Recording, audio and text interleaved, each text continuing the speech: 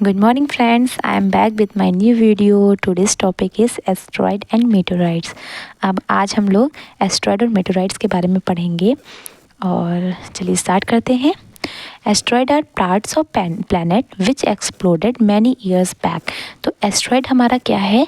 Asteroid हमारे planets के part हैं जो बहुत साल पहले एक्सप्लोड हो चुके हैं, मतलब टूट चुके हैं। तो उसी के जो पार्ट्स रह गए हैं उन्हीं को हम लोग क्या कहते हैं? एस्टेरॉइड्स कहते हैं। Asteroids are numbers tiny body which move around the sun. Asteroid क्या है? हमने भी पढ़ा कि वो प्लैनेट के टूटे हुए पार्ट हैं, तो डैट्स मीन उसके छोटे छोटे पार्ट हो चुके हैं, तो वो हमारे सन के चारों ओर घूमते हैं। Asteroid also found between the orbit of Mars and Jupiter. Orbit और हमें कहाँ मतलब पाए जाते हैं या कहाँ दिखाई देते हैं? तो वो हमारे मार्स और जुपिटर के ऑर्बिट के बीच में पाए जाते हैं। ठीक है, अब हम लोग मेटेरॉइड्स के बारे में बात करते हैं। Meteoroids are small pieces of rocks which move around the sun. तो मेटेरॉइड्स भी क्या है? रॉक्स के छोटे छोटे पीसेस हैं जो हमारे सन के चारों ओर चक्कर लगाती है। When meteorites burns up upon entering Earth's atmosphere causes a streak of light in the sky।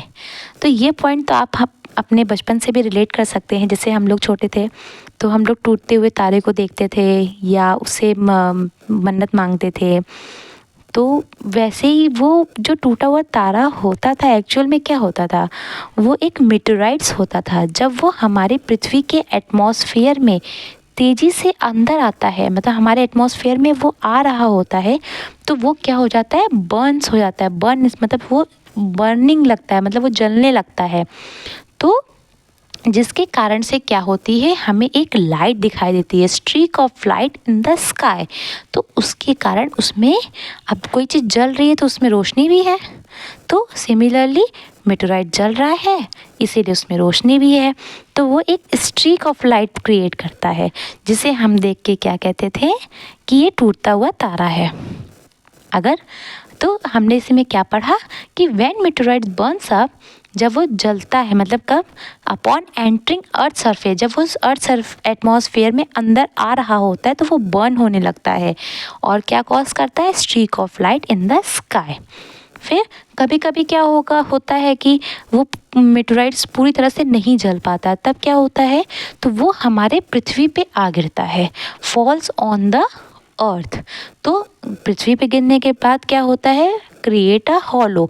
Hollow मतलब एक गड्ढे टाइप का उसमें बना देता है।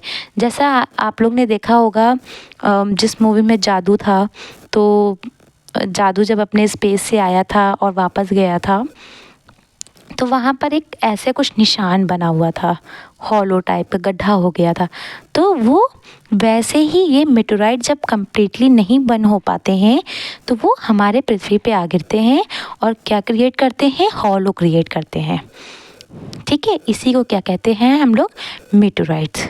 Thank you class.